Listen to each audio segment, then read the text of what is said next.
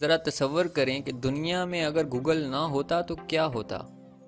Google کے بغیر اس دنیا کا تصور ہمیں چند لمحوں میں ہی کہاں سے کہاں پہنچا دیتا ہے، لیکن یقین مانیں یہ دنیا 1998 سے پہلے گوگل کے بغیر بھی تھی۔ آج الٹے سیدھے غلط سپیلنگ اور ادھورے جملے لکھنے کے باوجود دنیا کے راز اور معلومات ہمیں دستیاب کر دینے والا گوگل سرچ انجن کو سب سے پہلے 1998 میں بنایا گیا تھا، لیکن اسے دنیا میں عام استعمال کے لیے 19 اگست 2004 کو پیش کیا گیا۔ دنیا 18 اگست 2004 تک بھی ایسی نہ تھی جو آج ہے۔ گوگل کی تخلیق کی کہانی کیلیفورنیا کے اسٹینفورڈ یونیورسٹی کے نوجوان طالب علموں لیری پیج اور گارڈ اسکول کے طالب علم سرگی برن کے درمیان ہونے والی ملاقات سے ہوئی۔ دونوں پی ایچ ڈی کے طالب علم تھے۔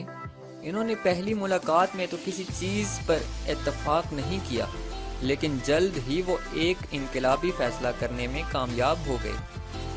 انہوں نے ورلڈ ویب www انٹرنیٹ پر موجود صفحات کو ملانے کے لیے ابتدائی طور پر بیک رب نامی ایک سرچ انجن بنایا، جو آگے مختلف شکلوں میں تبدیل ہو کر بالآخر گوگل بنا۔ اگلے ہی 3 سالوں میں ان کے یہ سرچ انجن نہ صرف تعلیمی اداروں میں کامیاب ہوئی بلکہ اس نے ٹیکنالوجی اداروں کی توجہ بھی حاصل کی، اور اگست 1998 میں پہلی بار ٹیکنالوجی ادارے سن مائکرو سسٹم کے شریک بانی ایڈی بیسلوشم نے انہیں $1,00,000 کا سرمایہ فراہم کیا۔ یوں گوگل انکارپوریٹ ادارہ بنا۔ نئے کارپوریٹ ادارے نے اب کیلیفورنیا میں مینلو پارک ایریا میں موجود ایک گیراج سے کام کا آغاز کیا۔ اس گیراج کو کرائے پہ حاصل کیا گیا۔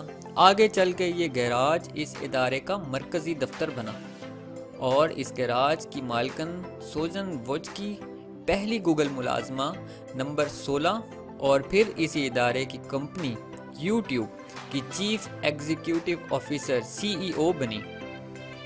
اسی گیراج کی حدود کو بڑھا کر ماؤنٹ ویو تک پھیلایا گیا، جہاں آج گوگل پلیکس کے نام سے دنیائے انٹرنیٹ کے سب سے بڑے ادارے کا ہیڈ کوارٹر موجود ہے۔